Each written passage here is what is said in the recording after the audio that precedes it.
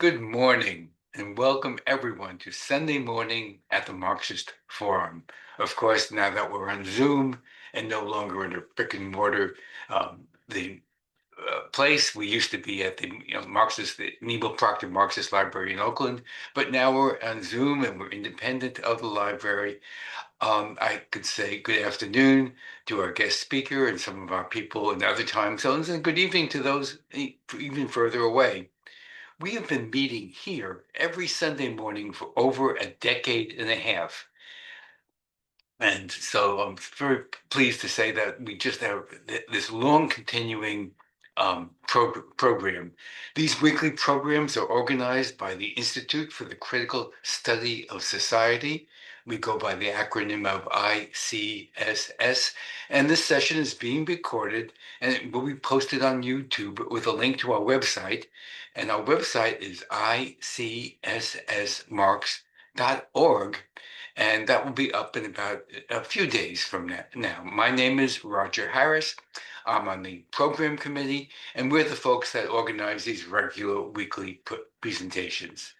Sunday mornings at the Marxist Forum programs are a platform for diverse presentations of interest to the left in general. However, the program committee itself believes in the continuing value of Marx, particularly, and most importantly, the Marxist tradition. But you don't have to be a Marxist to join on Sunday mornings or to be present at our meetings. You can sign up for email notifications. In fact, we urge you to do so. See about future programs, view past programs, contact us, and in fact, make donations, which we very much appreciate. And all that can be done on our website. And again, our website is icssmarks.org. We always welcome feedback, suggestions for topics and speakers and so forth. And before we start, I'd like to remind everyone that this is a comradely forum for political discourse and debate. And as such, we ask that you show respect for the other participants, the moderator, and the speaker. And please note that the opinions expressed here are those of the speaker and the participants, and they do not necessarily represent the ICSS or the Marxist Forum. Now, today's topic is particularly timely. It's migration as economic imperialism. And we've seen this really ugly nativist strain in the US, particularly with the current occupant in the White House, who has criminalized migrants. And in contrast, this program will present a Marxist analysis of migration. Migrants are integral to destination societies, such as the US, and we are truly a nation of immigrants. So please join us, and I want to welcome our speaker, Immanuel Ness, and he is the author of the acclaimed book, Migration as Economic Imperialism: How International Labor Mobility Undermines Economic Development in Poor Countries. That came out just last year, actually in 2023, and it focuses on Western financial imperialism and the oppression of the global uh, South. And I'm particularly pleased that Comrade Emanuel Ness is once again joining us. He's been a regular here at the Marxist Forum, and we're so happy to have him back again. He is a professor of political science at Brooklyn College, which is part of the City University of New York, and he's a visiting professor of sociology at the University of Johannesburg in South Africa. He's a trade union organizer in the US and a labor activist in the global South. He is editor-in-chief for the Journal of Labor and Society. He is chair of the New York Peace Council and of the International Committee of the PSC CUNY, a labor union representing faculty at CUNY. He has written many, many books, academic articles, chapters, and edited volumes of handbooks which focus on U.S. imperialism and labor. And his other books include Sanctions as War and so forth. So without any more introduction, Manny, it's all yours, and I'm so happy to see you back at the Marxist Forum. Thank you very much, Roger. It's a pleasure to be back here and also an honor. I appreciate the opportunity to hear what people have to say about the book if you haven't read it, and your comments as well. Well, I believe in dialectics as a form of understanding the world, and contradiction as a part of that whole process.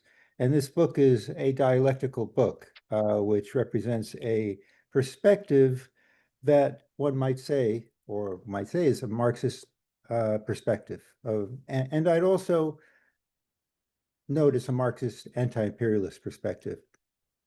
Having said that, let me give you some background about the book. I was just asked to talk about all the places I visited to write this book. And in fact, this book represents research between circa 2016 and 2023.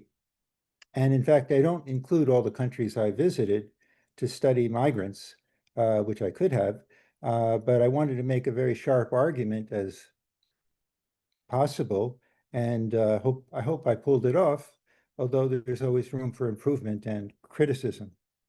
So what is oh yeah, so where did I go? Actually, during the height of the COVID epidemic, I went to most countries of Southeast Asia. That would include Malaysia, Indonesia, Vietnam. Um, it would include the Philippines, amongst other countries. I also went to countries of East Asia, in particular Korea. I go there on a regular basis usually. And I also travel to Africa, which includes South Africa, as well as Malawi and a few other countries. I had, where else did I go? I've gone to India on a regular basis to write this book, as well as Central America, where there is a case study in this book. Uh, Eastern Europe also is one of the examples, the state of Moldova, which is to the southwest of Ukraine. And well, a few other countries that are the focus of the case studies, which I'll get into. Vietnam would be another one of those case studies. And in each of these case studies, I tried to show two examples. Yeah, the last one would be Nepal. One is the country where people come from. So I was very much interested in studying workers where they were at, and actually began this kind of research back in the around 2010 or something like that, when I went to the Caribbean and studied the phenomenon of Caribbean guest workers who were in the United States. I probably wrote one of the few books on that topic from a really strict Marxist perspective. And at that time, I was writing about the exploitation of guest workers who were in the United States with authorization. Well, there's a huge literature out there that states that we don't use the word quote unquote quote illegal, because no one is illegal. And what does it mean anyway? We may cross borders illegally, but no one of us is illegal. It's a very strange, it's strange to read when people who are more knowledgeable speak of people as that. But I also think that we also need to educate people about that topic and that point. Well, so I studied at that point Jamaica and much of the Eastern Caribbean, as well as El Salvador. And at that time, I found a number of workers who had gone to locations that I went to myself in the United States to work. And they went on a seasonal basis, and they went to the United States and still do on with authorization. So in other words, we have two forms of migration in the United States that is based on labor. One is for high skilled labor, and the other is for everyone else. And the first is H21A. Those are people who are in Silicon Valley primarily, and other locations where high tech is very important. The United States does not have a sufficient number of high technology workers due to lack of training and defunding of education. And I also studied that extensively, going to the cities of India where those workers, if you can say that, came from, because I was interested in those workers, but I was also interested in the workers they employed, because anyone that comes to the United States to work will be making about $200,000 a year, which is a lot, I think, or more, and be able to come back and forth and maybe permanently be able to stay. And so they establish businesses that are parallel to the large industries in India, accounting businesses, technology businesses, and so forth, and they exploit labor there. So it's an interesting phenomenon. These are H-21A workers. And again, like I said, it's not just Silicon Valley, but it also includes, technology workers. It includes people in business services, actuarial workers, and so forth and so on. And accountants. In fact, at this point, accountancy does not need migration whatsoever because it all can be done virtually. And so, in fact, it is to a large extent. So that is H21, and that program has approximately 160 to 180,000 workers every year that go to the United States on a legal basis, um, authorized. Then there is a secondary program called H2B workers. Doesn't really matter whether you remember the numbers, but H2B represents those workers who come to the United States legally but work in menial jobs. Well, I would call them essential jobs if you care about eating fruit, and if you care about going skiing and that kind of stuff. They work at resorts. They work at country clubs. They also work picking fruit and vegetables in places like California, as well as places in the Northeast, apples in the Northeast I guess it's September, October, November, those months.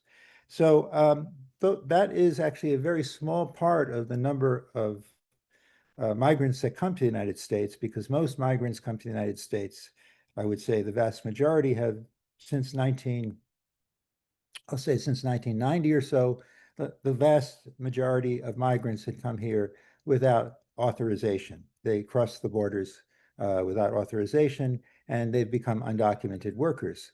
So over the course of where are we now, about 35 years, we already have one or two generations that are around. In fact, I even know children of migrants who I used to try to organize into a union here in New York City, where we were successful, but there was a question of power. And we were successful in organizing fruit and grocery store workers. And a lot of it had to do with the way labor unions operate in the United States today, and also the weakness of trade unions in the United States. So in any case, these are undocumented workers. You'll find them in most jobs that are essential to the economy. So for instance, if you want to have fruit and vegetables, which is essential to eat, that's both, the entire process is essentially handled by migrant workers from Central America.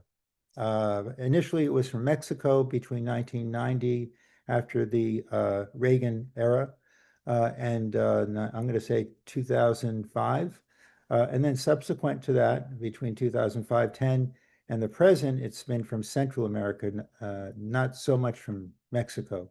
So you'll find most of the migrants that are coming to the United States anyway, coming from the three leading Central American countries, and more recently from places like Venezuela. Those three countries would be Guatemala, El Salvador, and Guatemala and Honduras. Those are the three major sources, and more recently Venezuela.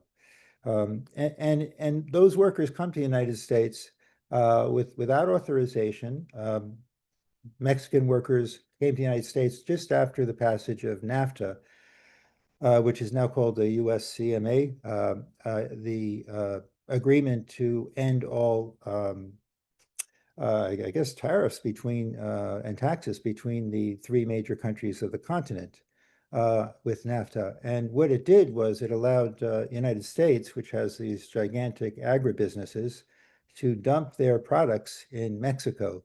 Many people would say, well, this would be an advantage to Mexico, but in fact, it was a disadvantage because they were unable to sell.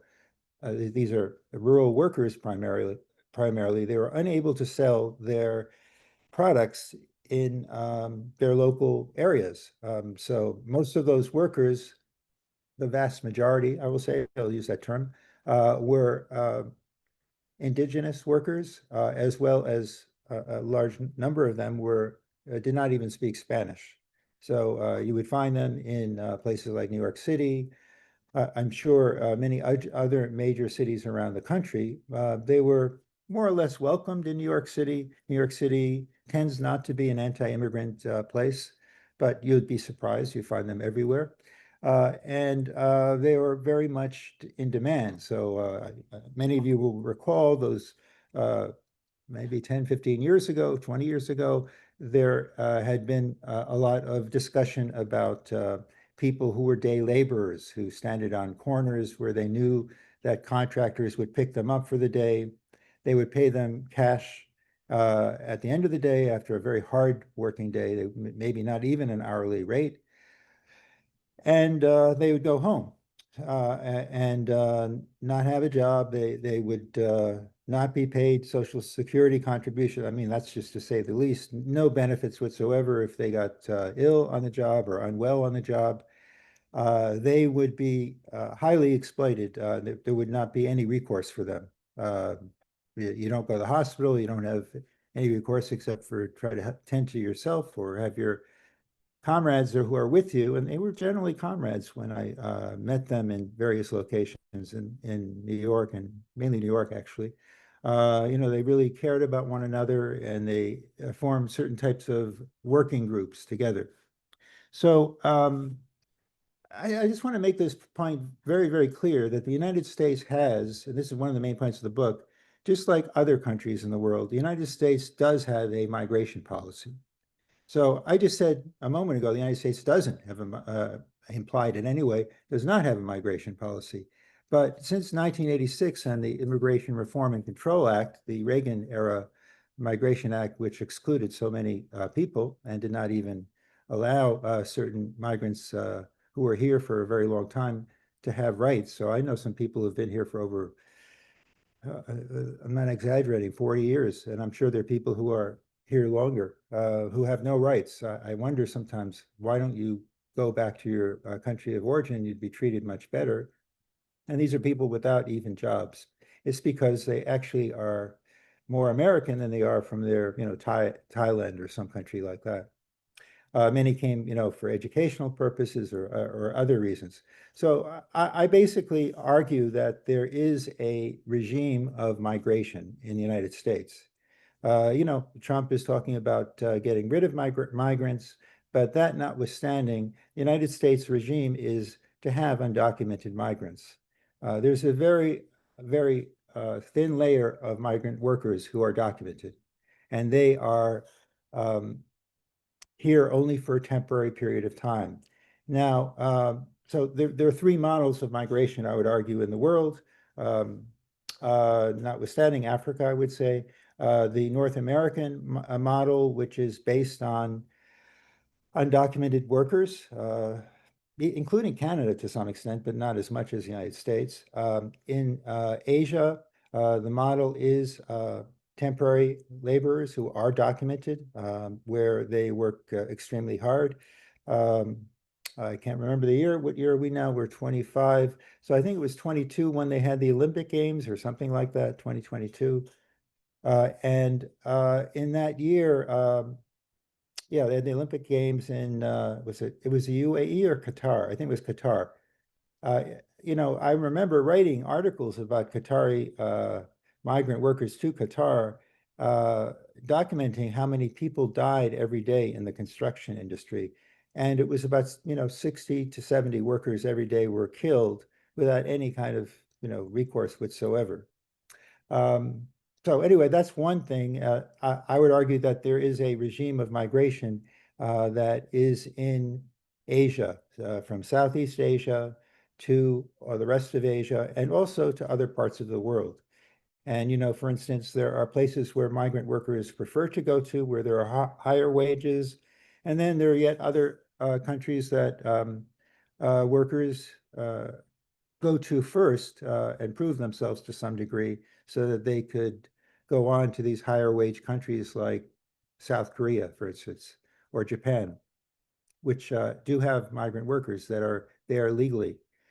So you can see they're legally, but for a temporary period. That temporary period in Asia is usually anywhere from 6 months to 3 years, and after which they have to return to their place of origin. And it really has tremendous, uh, I would say, deleterious effects because many of the workers who are women especially go home and they are treated extremely badly by their communities and their families, especially men. So there is a gender question here that's related to class, which I think is important. I can go into it if you're interested. So that's the second regime of migration. And the third is the European model, the Schengen zone, which includes, a number of countries, like 27 countries, almost all of Western Europe, except for places like Moldova, for instance. But people from Moldova can find their way to southwestern Europe without any problem whatsoever because they go through Romania usually, and Romania, I think, has been acceded to the Schengen zone. And so Romania, I think, wants to take over Moldova at some point. That would be terrible, I think, but that's another story altogether. So that's the third form, a legal form of migration. Now, the most typical form within that context of Europe are workers who live, let's say, in Luxembourg and have to go to France or Switzerland or someplace like that. So their journey may be 1 hour or something like that. Or, I know many people who are professors or faculty member in Britain who are from places like Austria, Germany, and vice versa. And people were very concerned after the Brexit took place that they would be deported as a consequence of Brexit. And many were. The question would be I think, what class are you in will certainly determine the degree to which one is deported. So when we talk about Western Europe, we have to take the exception of Britain as not being part of that. And in fact, I would argue that Brexit primarily happened, or one of the central reasons why it happened was because of the sense that they didn't want to see people who didn't look like them there. And they felt that, I actually remember speaking to a number of intellectuals who happened to be from Africa, who were there legally and permanently, in fact, because they had married somebody from the Eurozone or something like that. And they were, treated in a very hostile way, and they were threatened and so forth. Um, I don't think that's the exception to the rule, by the way. So within this process, so there are three different models. There's the legal one where everybody can go back and forth. That's Europe. There is the other legal one, which is based on temporary migration, 6 months to 3 years. That's most of Asia, including the Gulf states of West Asia. Um, and most of the workers come from Southeast and South Asia, like, for instance, countries like Indonesia, Philippines is, as we all know, notorious to have many migrants. Many of them are highly skilled and they are more savvy because they had been engaged in migration for a longer period of time.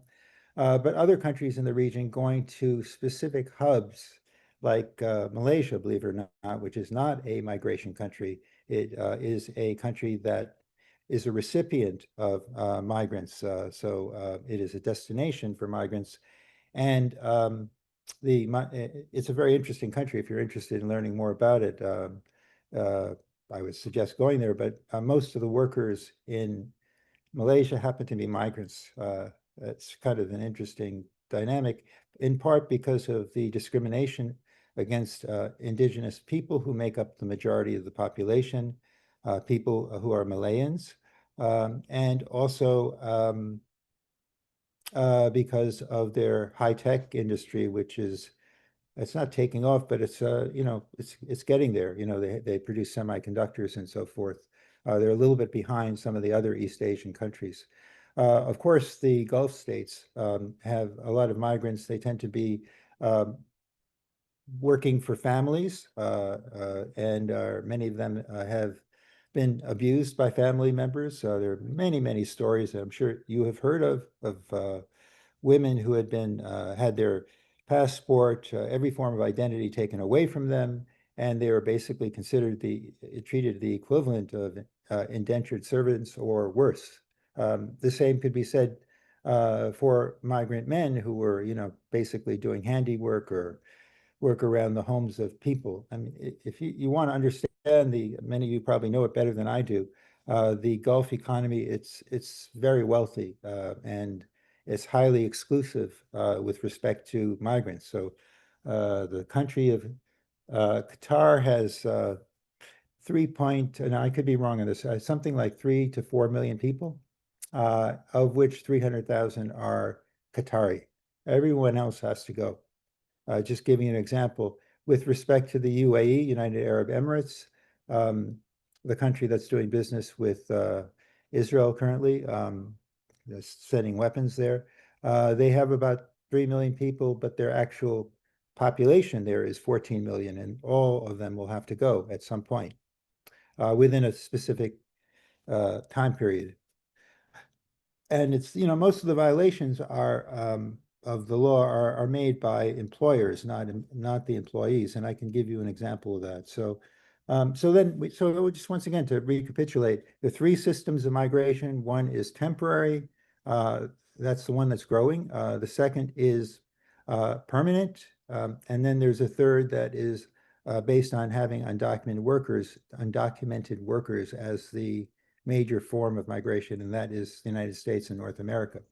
Now, within all this, there are also, with respect to Europe, there are also migrants from Africa that had come there because of war, usually caused by NATO and so forth. So, for instance, the war against Muammar Gaddafi and the Libyan government in 2011 that Hillary Clinton and Sarkozy took so much pride in, killing Gaddafi. That war created so much horrors for not just the population of Libya, but for the entire region. Not just North Africa, but also the Sahelian region, which is just south of there. States like Burkina Faso, Mali, Mauritania, Niger, and Sudan to some degree, and even south of there into Nigeria and a few other countries, because many workers in Libya were uh, workers from south of the Sahara. And they were actually, there is some degree to which they were discriminated against, but their wages were far higher than they can earn anywhere else. And in fact, they had cities they had built up, at least one or two, where they lived. In fact, one of them was completely destroyed and the population killed in the aftermath of the NATO war against Libya. I mean, I can't call it anything but that because, there may be people who disagree with me, and that's fine, but it was a NATO war that was perpetrated with evidence by France and the United States, who have a tendency to work in Africa to a significant degree.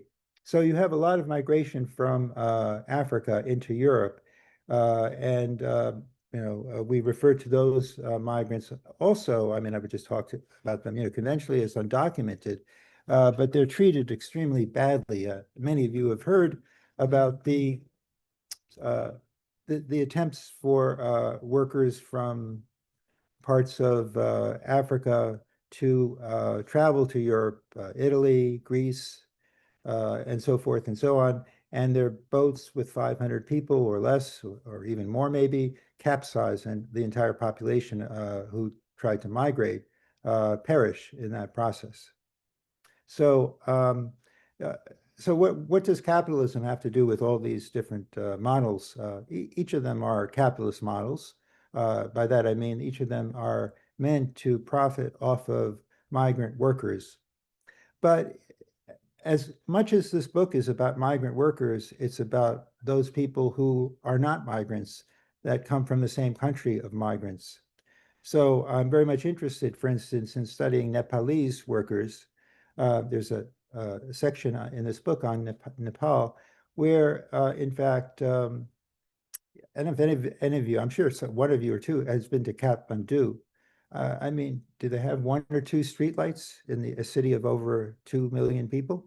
I mean, you may have been to districts that I hadn't been to, but I didn't see many streetlights. It was a city that had a lot of poverty, but it was also a city that was a center for tourism and so forth. And many people, they had some fancy hotels that people went to, or middle range hotels. But so those workers, the point that the international agencies have been trying to make. These are the people who are supposedly the good guys. The International Organization for Migration, which is a unit of the United Nations. And there are good people there, there's no question about it. But also the primary international banks like the IMF, the International Monetary Fund, and the World Bank are part of this. So I'm very suspicious about all three, as well as the IOM, in the sense that they all are promoting migration as a means to prosperity for people.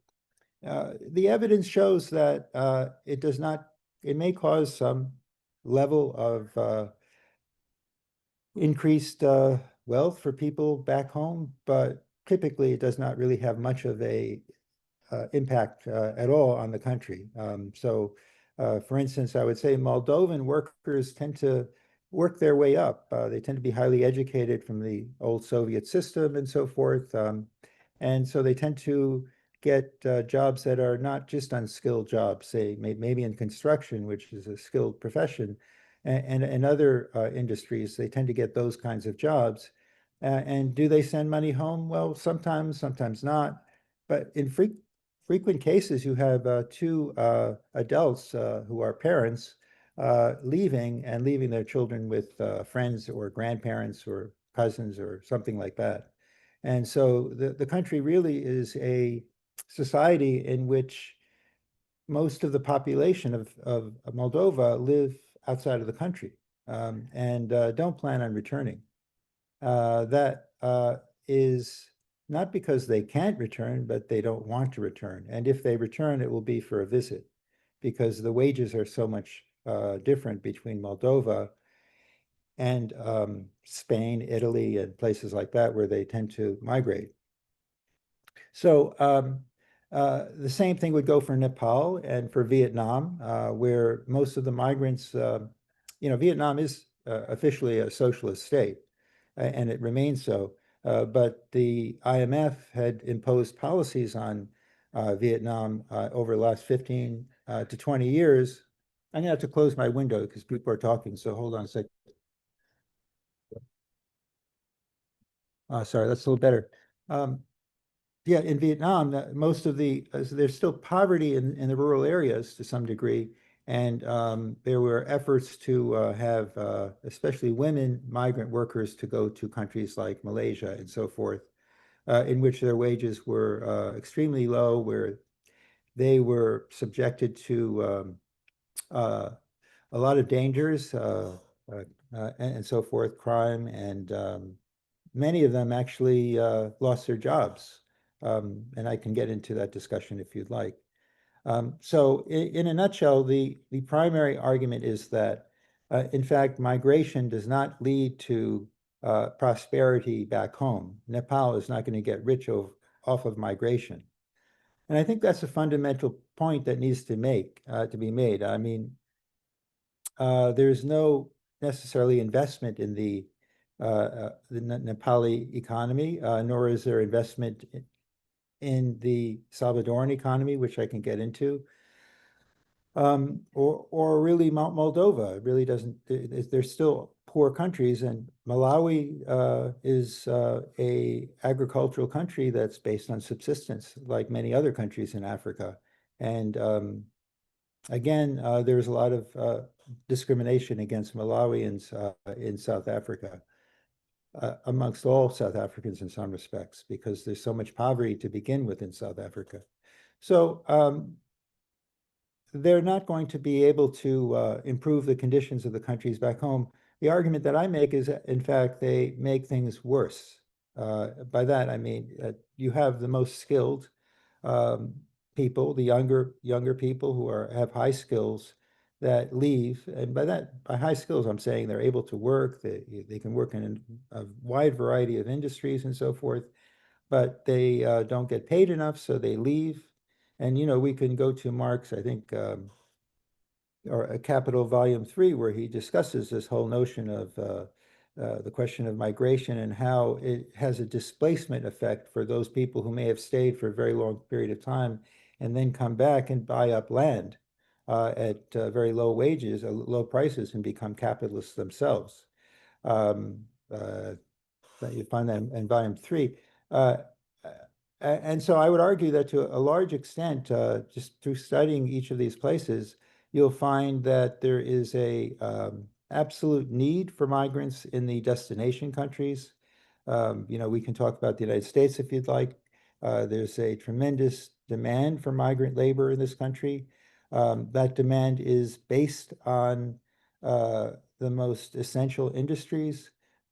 So during the beginning of the COVID-19 pandemic, it was migrant workers who were doing all the essential jobs that were absolutely necessary, including driving ambulances, including measuring waste and the degree to which the virus was in the water and so forth. I'm sure it'd be an interesting discussion to have with Victor about that whole question, but it did have an effect on migrant workers, and they were the ones that were doing this work, but yet they were treated as they were not worth anything. So they also delivered food to people's homes, and a lot of even leftists would have their food delivered home, and there's nothing wrong with that necessarily, but not recognizing who actually does that work. So for instance, whatever the case may be, whether it's food, whether it's consumer goods and so forth, uh, they're delivered by migrant workers. The state, various states of the country, uh, uh, e depend on migrant workers that are subcontracted to do a lot of work that is essential for the economy. So those are the most essential jobs. And so there's the conundrum or the dialectic in some ways is that here you have a workforce that's integral to the economy, yet at the same time, they are reviled by people in the destination states. To a large extent, I think Trump's victory, and I think many would say his victory was based on uh, the fact that there were temporary, well, undocumented migrants in the United States. And as a consequence of that, it led to a lot of anger because they became the focal point of opposition to those people who would, work with them, but they became the focal point of opposition to um, the majority of the working class of the United States. The working class who felt that, and maybe still feels, although I don't agree with that position, that they are in some way or another the victims of migration, that they're losing their jobs because of migration. And I think that that's a specious argument because most of them never worked in those industries to begin with. Those industries, for the most part, had been abandoned by workers, although and there hadn't been a high level of subsumption of capital in industries like meat packing, but also other industries, production industries, to the degree that there were any that they worked in. Uh, well, meat packing is production in one form or another. And these are workers that were paid extremely low wages. I mean, here in New York City, I remember I helped organize a campaign in the 1990s, late 90s, for Mexican undocumented workers who were trying to get the minimum wage, which would have been at that time around 3.35 an hour. And they were paid $1 or less an hour. Um, and so, they weren't able to accumulate large amounts of money because they needed a place to live and so forth. They needed to eat themselves. They need to pay for various things and so forth.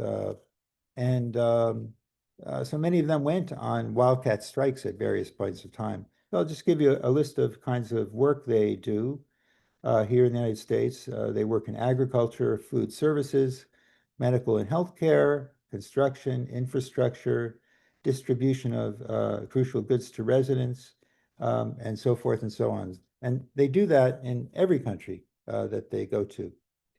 One thing is that many argue that migrant workers violate the law. This is amongst countries that have temporary migration. Well, in fact, the findings are, in fact, migrant workers do not violate the law. By violate, I mean that they overstay or they decide to work for another employer that pays higher wages. Because if you're a temporary worker, you're supposed to have a designated employer, and that employer is the only employer you can work for. And if you go to a secondary employer, you can be deported. And I actually have on my phone pictures from Malaysia of these jail buses, many of them that would go regularly from uh, Kuala Lumpur and a few other cities to the airport, which is quite far away, and line up and just deport workers. And if you take a look at where the origins and destination cities of the airport in Selangor in Malaysia, they're all countries that people migrate from, temporary workers. So how do they become undocumented? So let's say the boss doesn't have any more work for them, that they don't want to have those workers idle for any period of time. So they tell the worker, you should go for, work for my friend here. And so that renders them undocumented and subject to arrest, detention, and deportation. And much of it is highly oppressive, as we know, not just in the United States, but also outside of this country. So Um, many, my you time is up. raised a lot of good stuff. Maybe, kind of, maybe take about 5 more minutes and wrap up, and then we can go into the Q&A. Would that work for you? Sure, yeah. To wrap things up, the primary argument is one that is based on a Marxist perspective and as well as an imperialist perspective, where we find migrant workers who are coming from the periphery of the world economy. Many of these countries are post-colonial regions, not all, but many, and they work in the wealthy countries or moderate income countries at highly low wages. They are essential workers to the economy, and yet they are mistreated and also considered to be a, uh, a burden or some kind of pariah at the same time. And what I'm arguing too is the exact opposite of what the literature argues, that migrant workers do not contribute to their home economies whatsoever. They contribute to the erosion of the economies from where they are from, and their societies are ruined. Families are broken apart, communities are destroyed, industry or efforts to create local industries are not effective. I mean, the El Salvadoran case is very interesting with respect to that.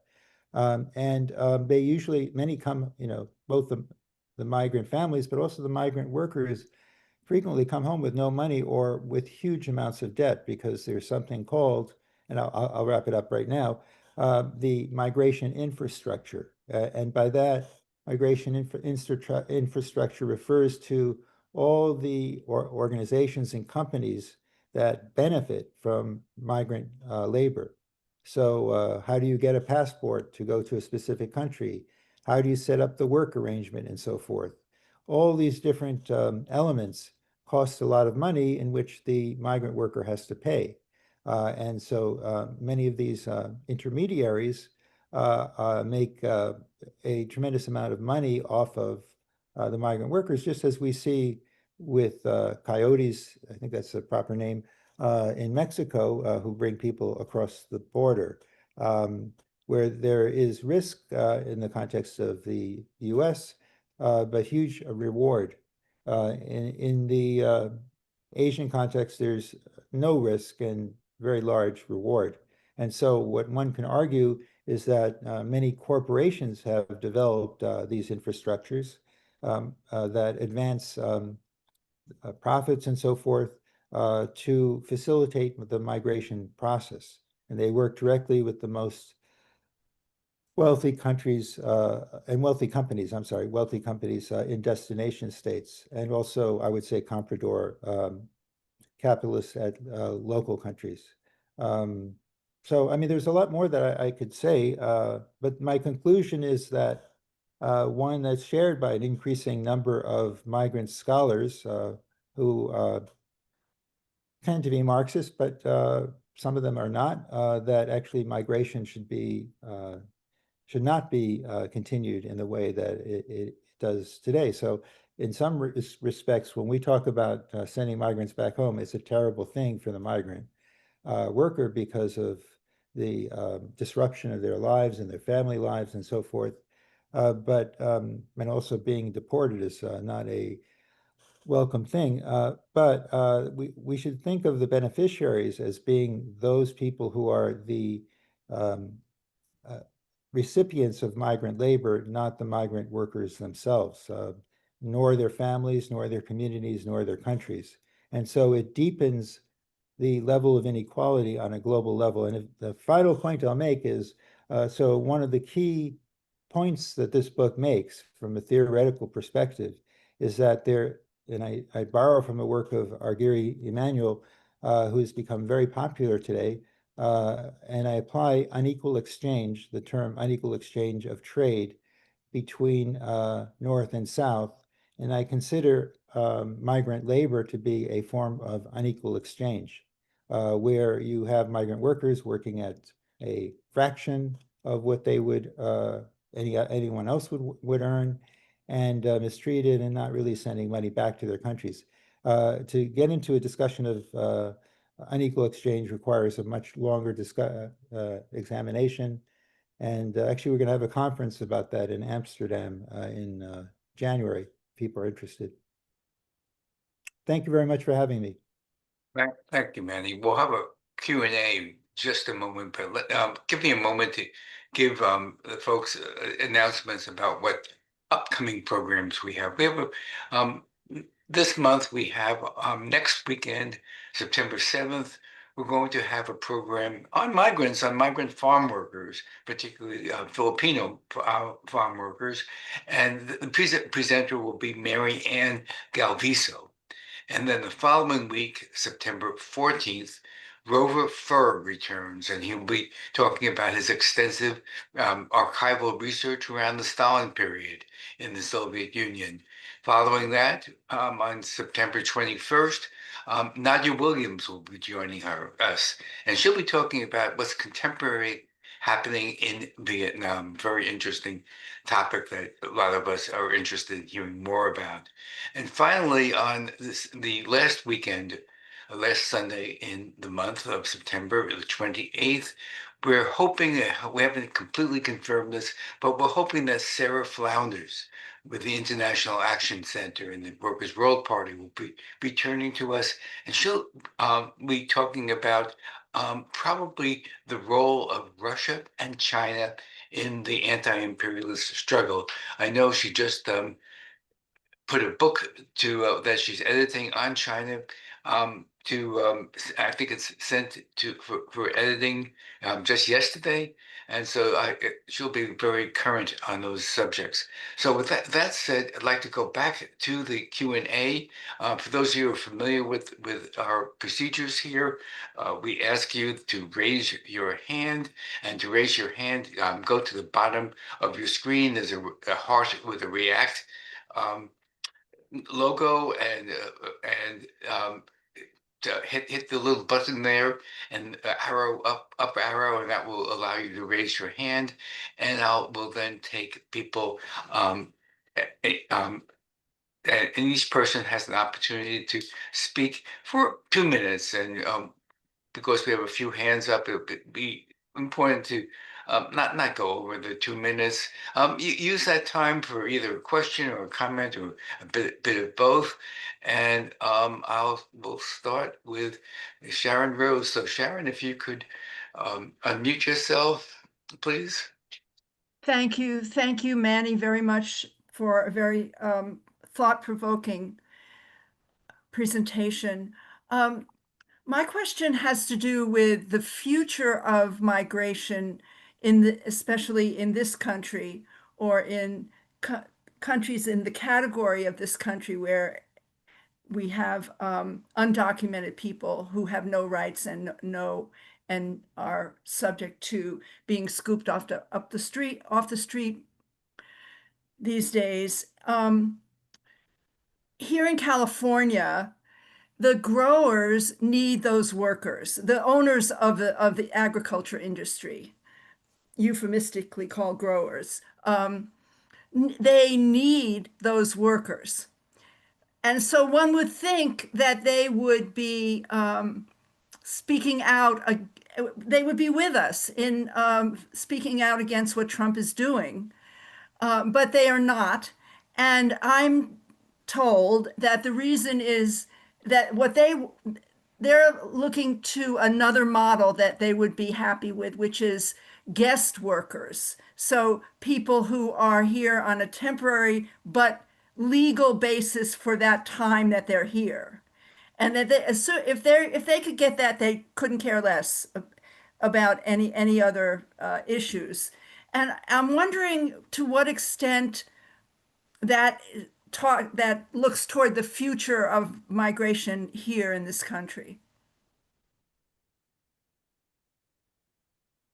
So I answer afterward. Yeah, I think it's best to have that interactive format of where one person asks, and then you have an opportunity to take as much time as you wish to answer. But please do. Oh yeah, yeah, it's a subject that I'm very interested in, guest workers. Actually, migration started, I think, in the 19th century, modern migration, with migration from Eastern Europe to Western Europe, amongst migrant workers who were growing potatoes, that kind of stuff. What I would say is that I think these growers are very foolish if they think, or if they're counting on this to happen overnight. We find that the Democratic Party and the Republican Party can never agree on this subject. And even if they agree on it, it will be a very difficult process. I mean, we have in government a divided perspective on this. So ironically, the Democrats are the corporate party, representing corporate interests to some degree, although so does the Republicans. But so those growers, I think, are very foolish for counting on Trump, because I don't see, certainly within the next 3.5, I guess we're counting the days, 3.5 years or so, I don't see him enacting anything to policy-wise address the question of migration, which I see as a positive thing for the United States. So, maybe, I mean, my only conjecture would be that I'll bet you they're still using undocumented migrants, because there's no way they can grow without them. Oh, absolutely, they are. Yeah, but Oh, yeah, guest workers the answer. well, thank you. So up next is Mike H, followed by Richard Wright. So Mike, it's all yours. Okay, my question is dealing with mostly Southeast Asia. So are the workers better off if, say, for example, a Japanese or a Korean firm creates a turnkey factory in Malaysia or Indonesia? Are they better off than if they're actually migrating to, I'm probably not making sense. So if you had an immigrant from Malaysia that's in Japan, would they be better off if the Japanese just invested in Malaysia and created a factory, or would they still be screwed either way? Well, it's more likely, Mike, that those workers are from places like Indonesia, Vietnam, if it's possible at all, and other poor countries, Philippines. Since Malaysia is sort of a middle income, poor, developing country, there's a propensity for migrants not to go there. And there's a huge level of racism in Malaysia because of the way, like I said earlier, they treat Malayans, the indigenous population of that region.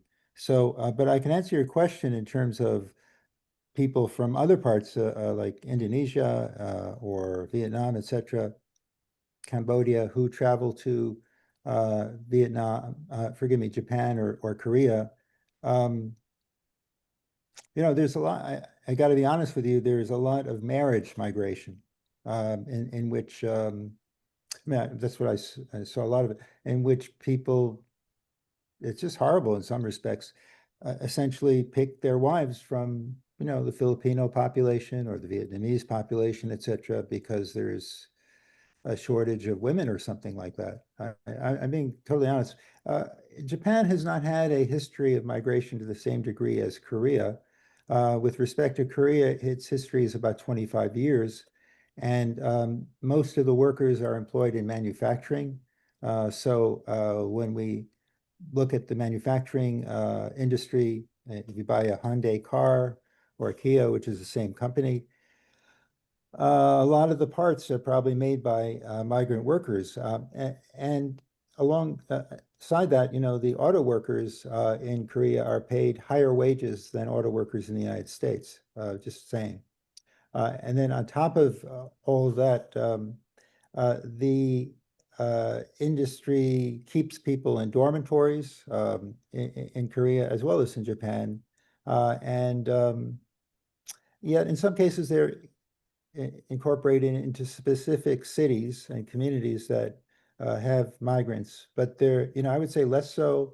When we take a look at the countries that do not discriminate against migrants, against foreigners, it tends to be 5 countries or 4 countries in one part of a country, depending on how you look at it.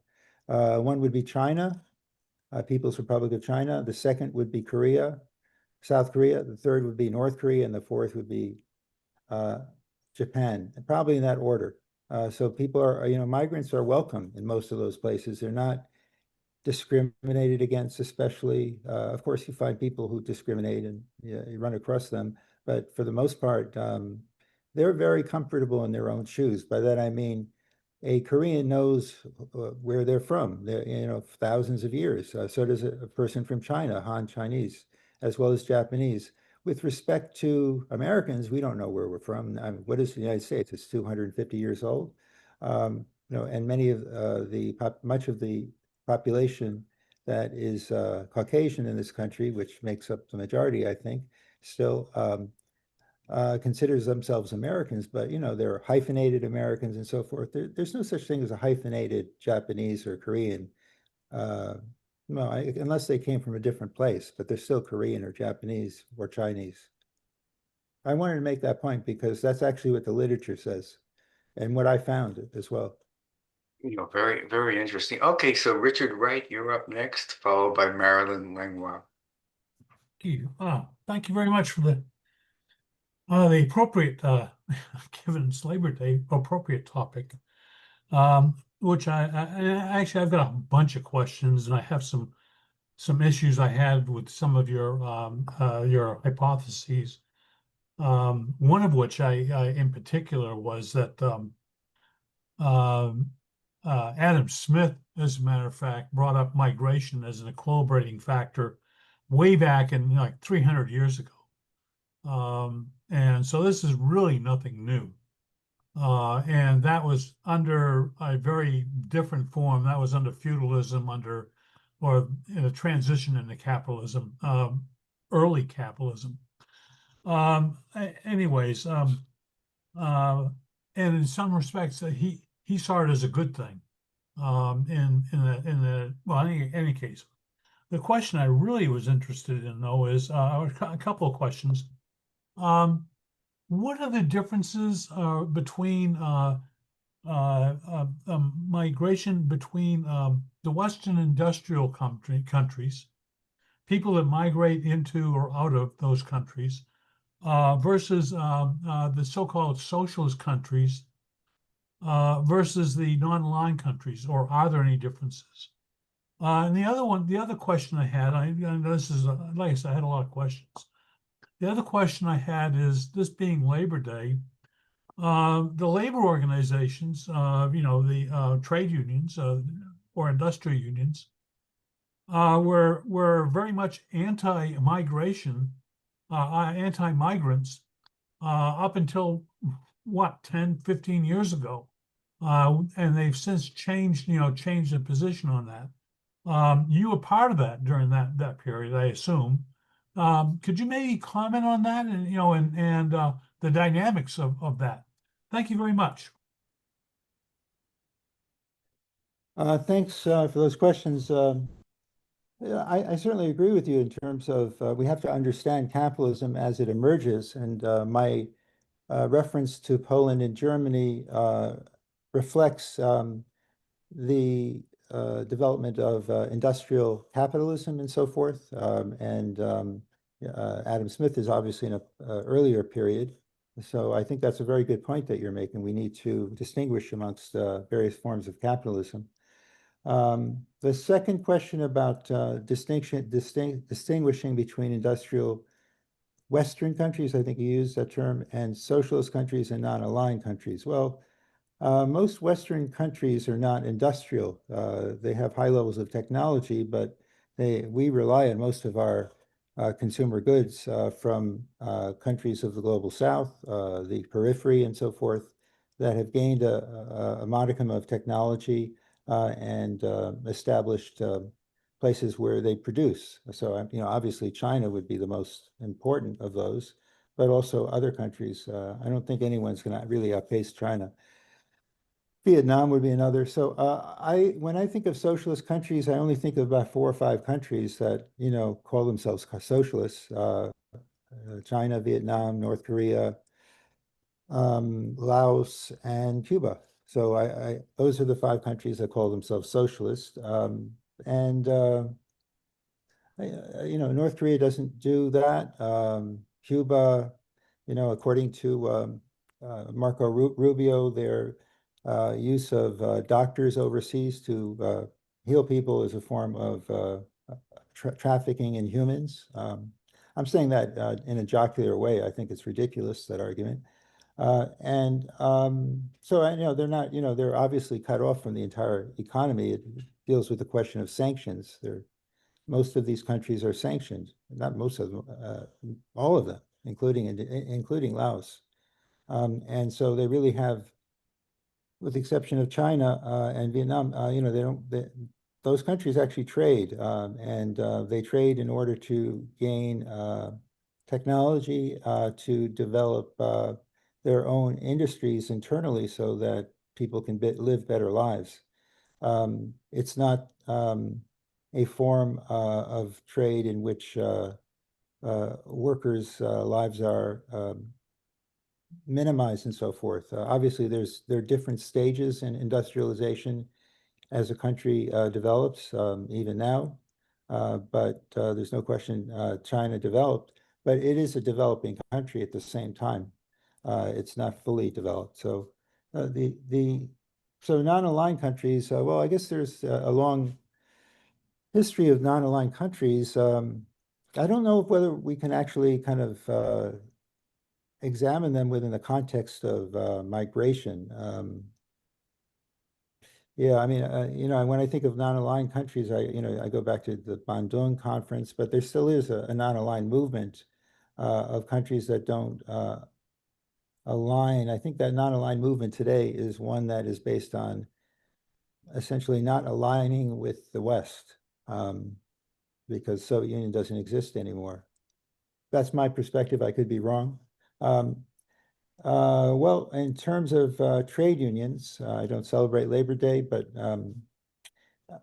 it's with respect to trade unions, they have a virulent history of xenophobia against migrants, especially in the Bay Area, by the way, where there had been tremendous riots that led to the laws that actually discriminate against Chinese workers and all East Asian workers that were in place for well near 100 years or something like that. It started in the 1850s, 60s. So they were in place for a very long time. And trade unions played a very important role in stopping Chinese workers. And of course, Chinese workers were instrumental in building the infrastructure of this country in the we all learned as kids the Intercontinental Railroad. When I was a kid, we did learn about Chinese workers being responsible. There's a very important book by Jay Sakai. Some of you may know him. He's sort of a pop. You don't know, or you may or may not know. He was in jail for a very long time, and he wrote a number of books. One of them is called "Settlers: The Myth of the White Working Class," and it is a very pointed book, which I recommend you reading because a lot of young people like to read that book. It, essentially gives the history of the working class, the white working class, over the trajectory of time. And, obviously it stops around 1980, 90. So it doesn't continue into the present era, but he probably would make the same argument. I'm not saying he's a final word on it.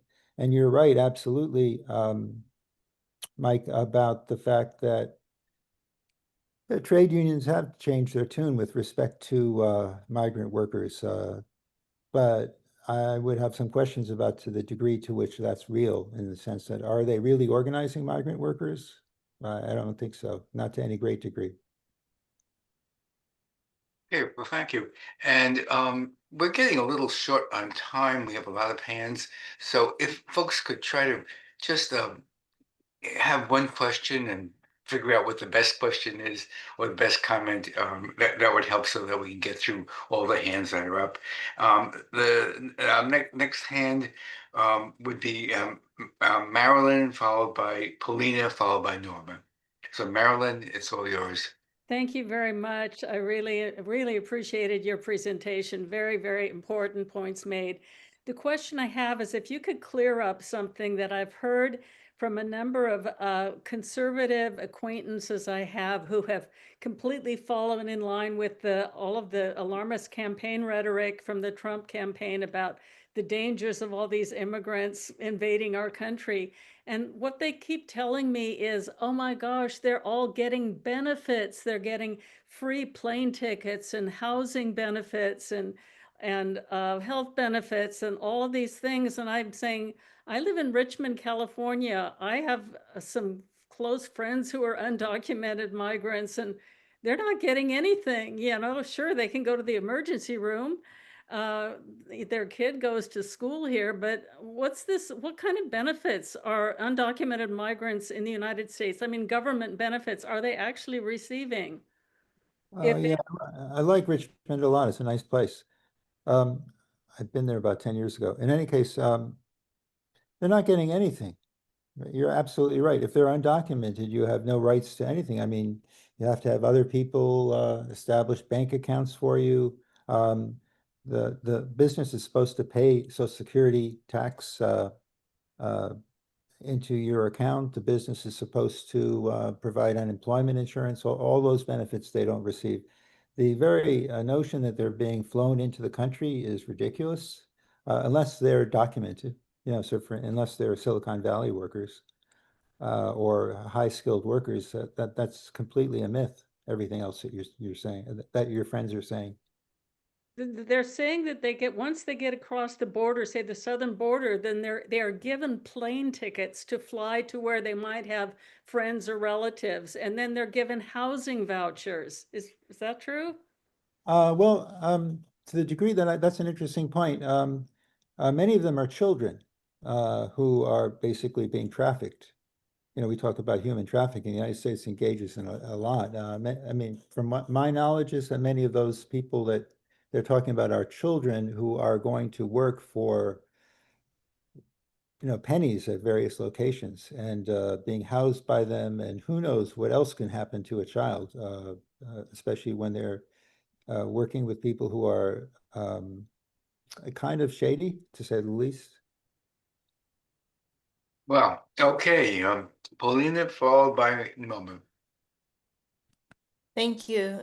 Thank you so much for the presentation. I'll try to focus this. Could you maybe talk about the kind of political football that goes on between the two capitalist parties in the US vis-a-vis migration? Because it seems like neither party is willing to accept that the middle class lifestyle is being heavily subsidized by the undocumented labor. I'm thinking domestic workers who organize themselves a lot in California and around the country. I've worked with them. But you know, the political football that goes on in terms of, I think migrants themselves, when they speak up, they say we don't trust either party on this question. Neither the ones that pretend to that glorify us or romanticize us as migration as a human right, and you know, maybe the Republicans are more honest in their hates towards us, but Democrats are seen as hypocrites. Thanks. Yeah, migration is considered a human right under the UN Charter, so that's no question about it. Well, I can actually answer that question very as quickly as possible. Both parties, I completely agree with that perspective. Both parties are contributing to the so-called hysteria, if I can use that term, around migration. So the Republicans are, you know, do this by their invading our country, and the Democrats say, quote unquote, we have a crisis on our hands. So by saying either way, it gets picked up by politicians and it gets picked up by the media.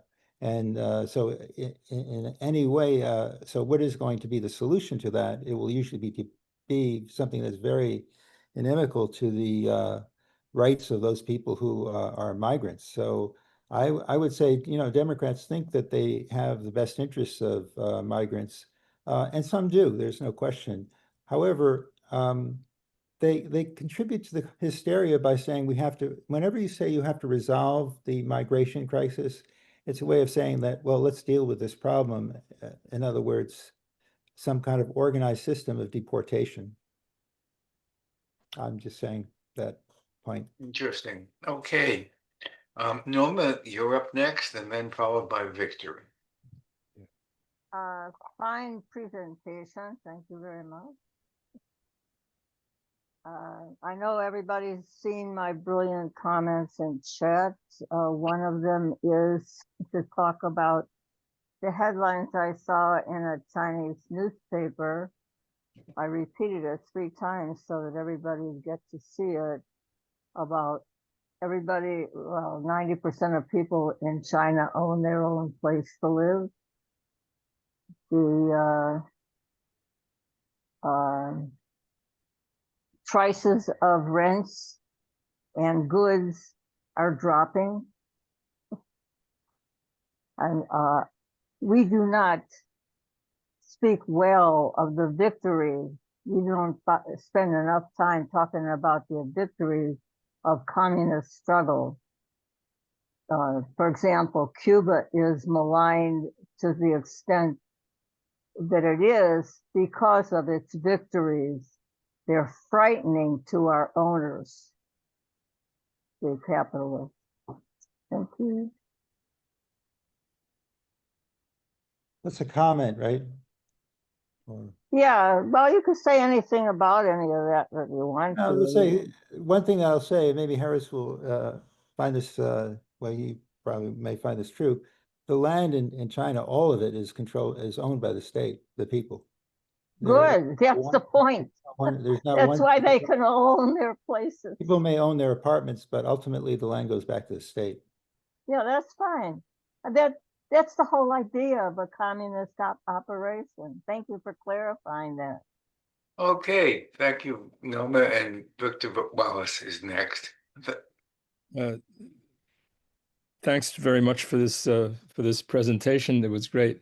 And I guess a lot of my concerns have already been addressed.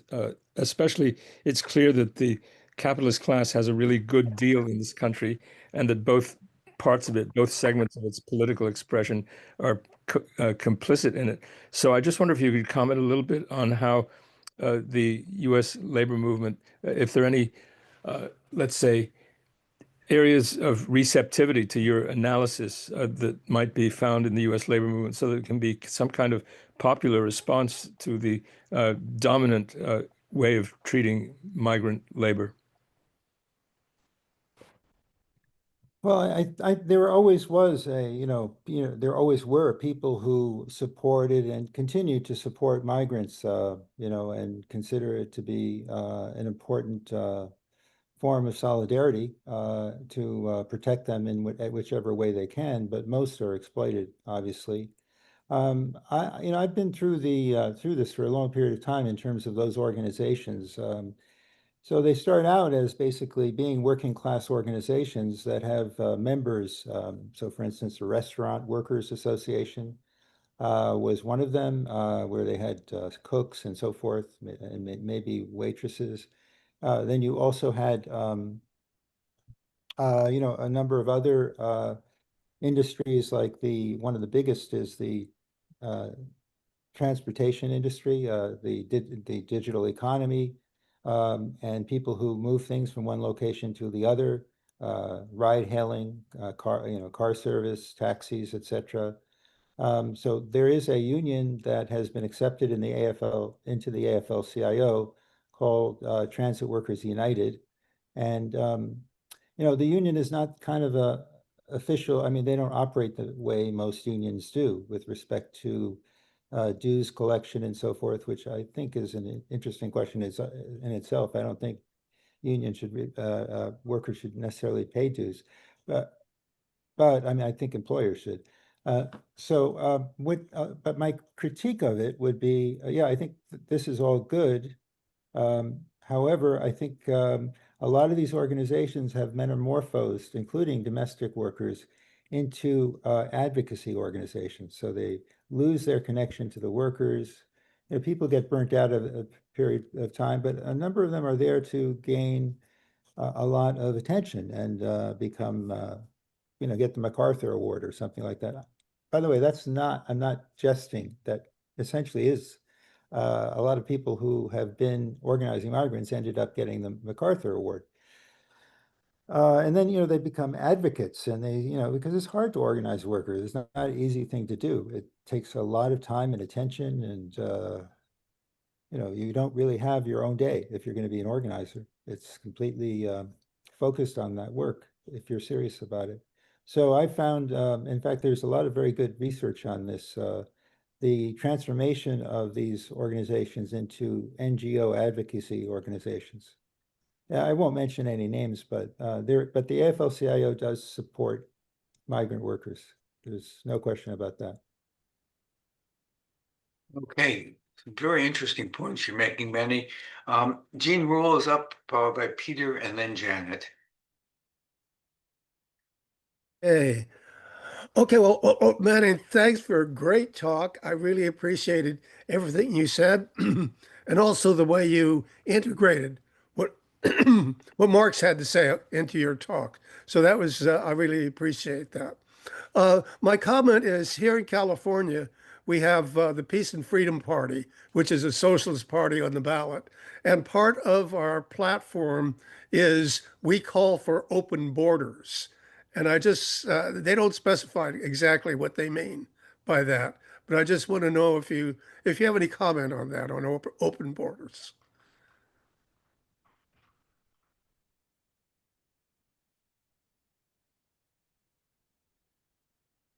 Manny, you got Yeah, I was trying to find it. Good. I was going to look for the citation from Marx.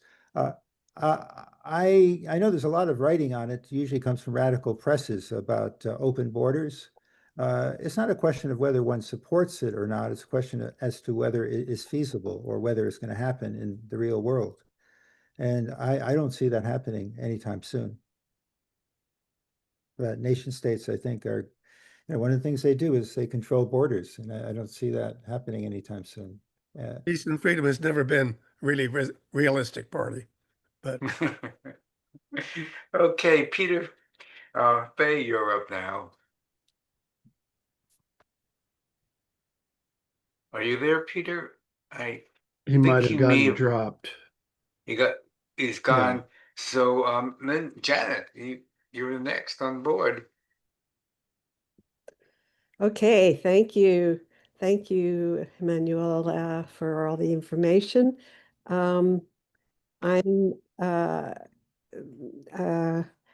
was thinking about the H-21A workers, and they're able to purchase homes in the host countries. Um, I'm wondering about the impact of robotics and AI on migrants, but more so, and I may have missed it, but I don't think you brought up remittances.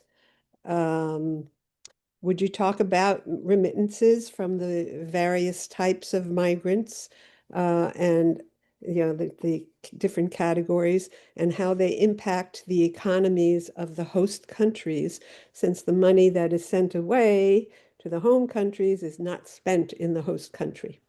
Thank you. Thank you for that question, Janet, because Manny has really studied that issue and has, we'll see some very interesting thoughts on that. Yeah, that's a very good question. Actually, I implied remittances by saying that the money they sent home, which are remittances, and in fact, I think there's something like 700 billion to 800 billion dollars of remittances that are sent to various locations in the world, and much of it to global north countries, from global north to global north countries. So in other words, rich countries to rich countries. And so they overestimate the actual number, the proponents of this form of migration. But it does have some impact on families when, one has to look at each and every one of them, but no impact on the country whatsoever. I mean, there is no example of a factory being built as a consequence of migrant workers sending money home. One of the best examples would be El Salvador, where there is money sent home, and what do people do with their money? They may build a new wing on their home, or I don't know, a new room. They may send their children to school. They may be able to buy food that other kids can't buy, and so forth, or families.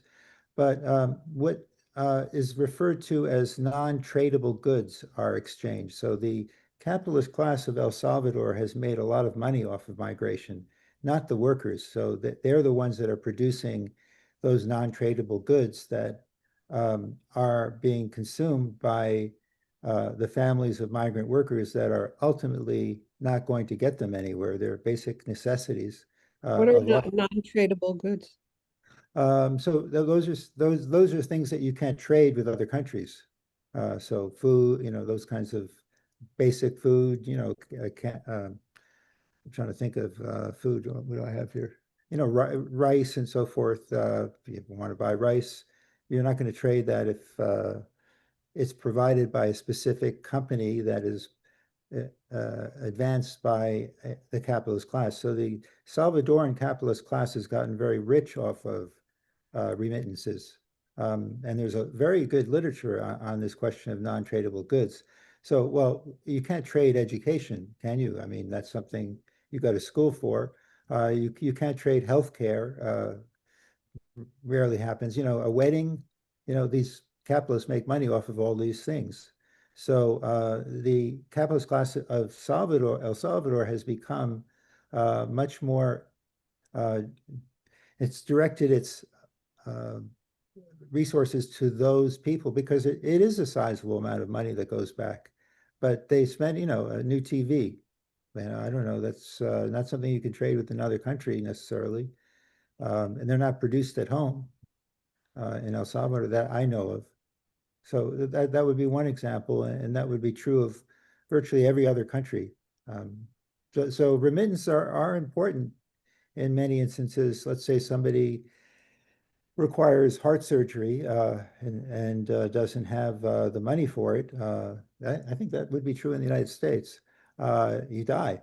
They'll patch you up, and you're going to eventually die if there's a condition. We don't have health care, right? And the impact on the host country. Everywhere. I mean, Losing, except for well, some places. losing the money.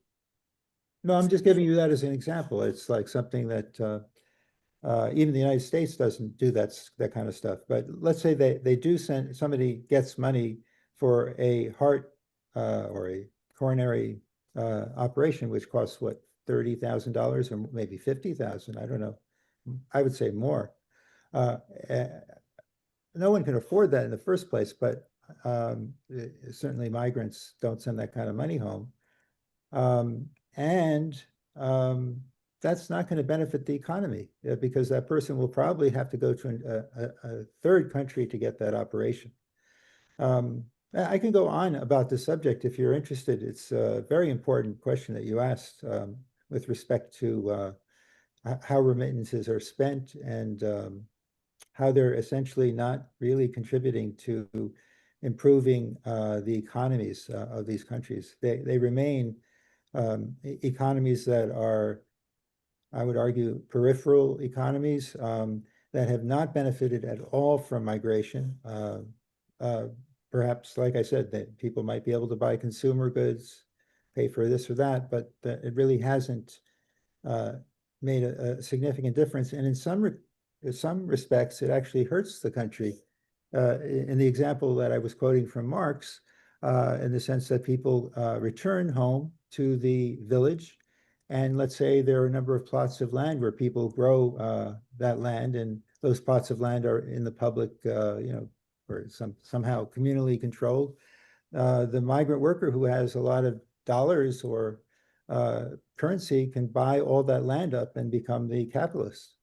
So that's another thing that also doesn't contribute to economic growth in any way.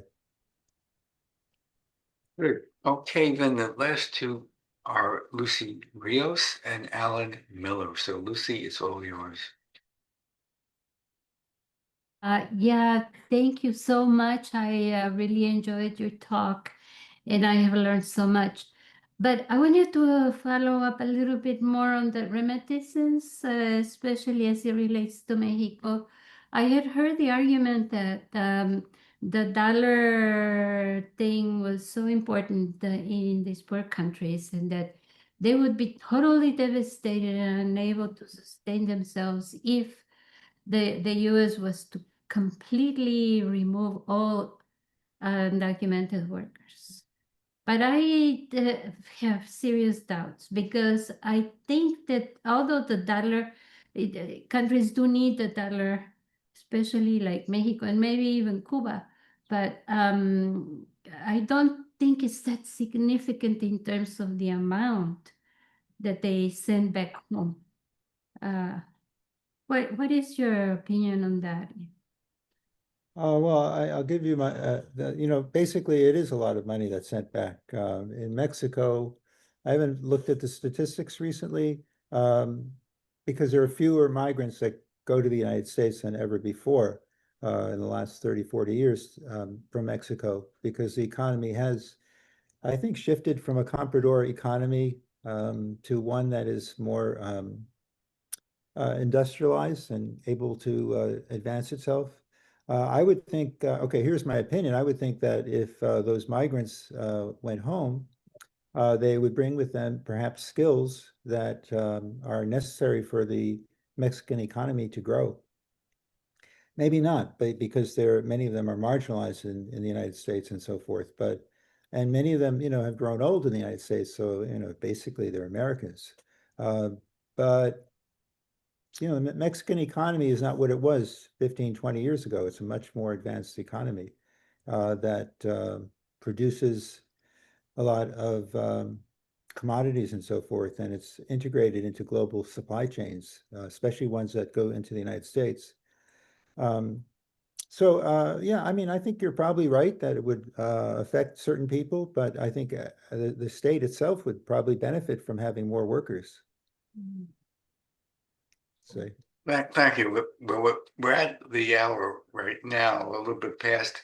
So we have one last question, which is Alan, and then give Manny a chance to sum up. Though I know Manny is working on yet another book, a very exciting book on labor in China, and he did indicate earlier that he has to get back to work. But Alan, why don't you ask your question? Thank you for your presentation. Really learned a lot from it. Thank you very much. Can you go into a little more detail on your answer to Polina's question earlier about the Democratic Party's position or practices on immigration, especially with the kind of brutal crackdown of the ICE raids? A lot of people are sort of saying, well, the Republicans are the enemy of the immigrants and the Democrats are the friends, and signs are put up that immigrants are welcome everywhere. So, support Joe Biden and Kamala Harris and so forth. Can you comment on that a little more detail? yeah, well, I mean, I think you made some very interesting points about the Democratic and Republican parties and their stances on immigration. In this case, it's not immigration, it's migration. And there is a difference between the two. But both of them, I mean, what I would argue, actually, it's an argument that I wrote. I was a co-editor of a collection with Cecilia Menjivar from UCLA, a leading migration theorist. And many others would make the same comment that whenever you raise the issue of migration, it usually contributes or frequently contributes to the term crisis. So whether it's a Democrat or a Republican, they'll say, we have to resolve this problem. Migrants don't want to resolve the problem in the sense that, of course, they would like to be legalized and treated as everyone else and be able to live in this country just like everyone else, like citizens. But when you draw attention to a specific population of people and call it a crisis, which Democrats do, and I think there is a difference in terms of the way in which the nomenclature is used between Democrats and Republicans. But there is and then when you read the newspapers, it's just out of this world. I mean, even, New York Times, maybe less so the New York Times, but New York Times is pretty bad. The Washington Post, New York Times, LA Times, etc. New York Times, yeah, they've called last year or the year before, New York City had a influx of migrants from Venezuela and northern South America. And, in just about every article, there was this term crisis, and that you had a Democratic mayor, we still have him, who he said, he was really anti-migrant. He's our current mayor, Adams. And so he conflated it with crisis. A crisis is happening, we have to resolve it. Let's get Trump or let's get whomever to deport them. So even Democrats do that, but I would argue even if they didn't, if they're calling it a crisis, it means that it's something that we have to resolve. And usually resolutions are not very good to migrants.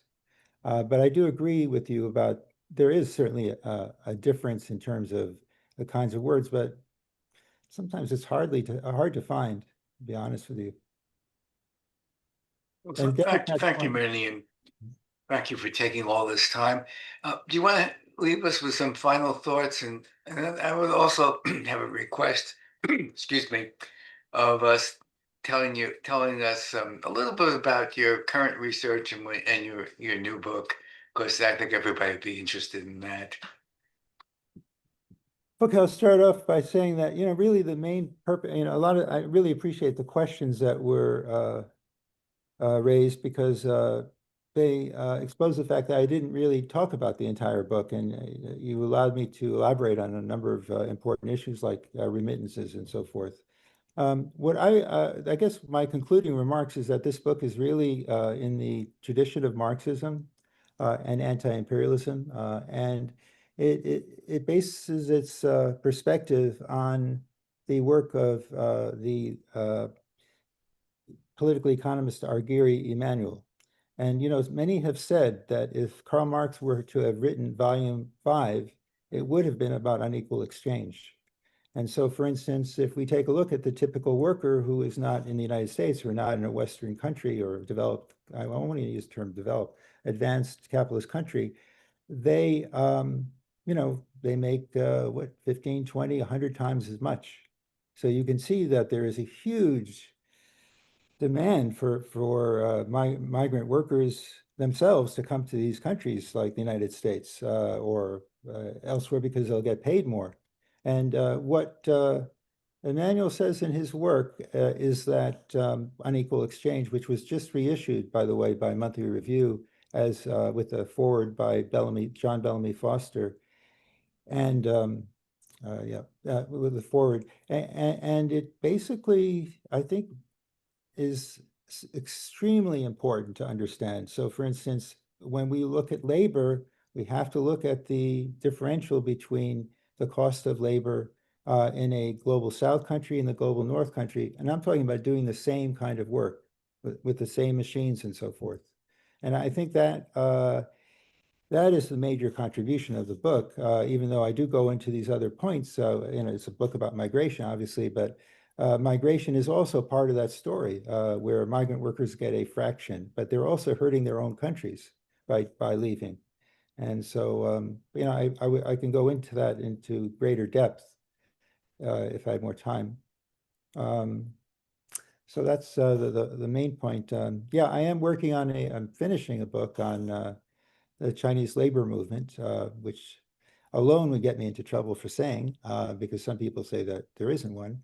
But the evidence that I've seen is that it absolutely exists, and it's one that is mobilized. So I'm going to be taking on a lot of critics by making this claim, because it's the kind of thing, I'll just give you the paradox, where people say, well, there are too many strikes in your country. That means that you're really not helping the workers, because how come so many strikes are taking place?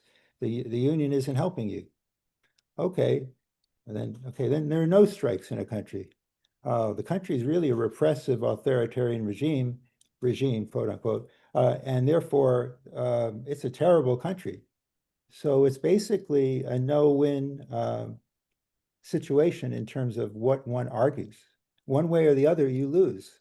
So, I've been, racking over this issue over and over again about, well, first of all, you don't want to say bad things about other people who are very good scholars, but it's kind of like an echo chamber out there, and anyone who challenges it will be, to quote this friend of mine, will be punished. But I don't know how I'm going to be punished. So I've been punished before. So we look forward to you finishing that book, and hopefully you'll accept our invitation to come back. Thank you for coming today, taking time out of your busy schedule, and thank you everybody for your terrific questions and joining us at the Marxist Forum. Have a good day.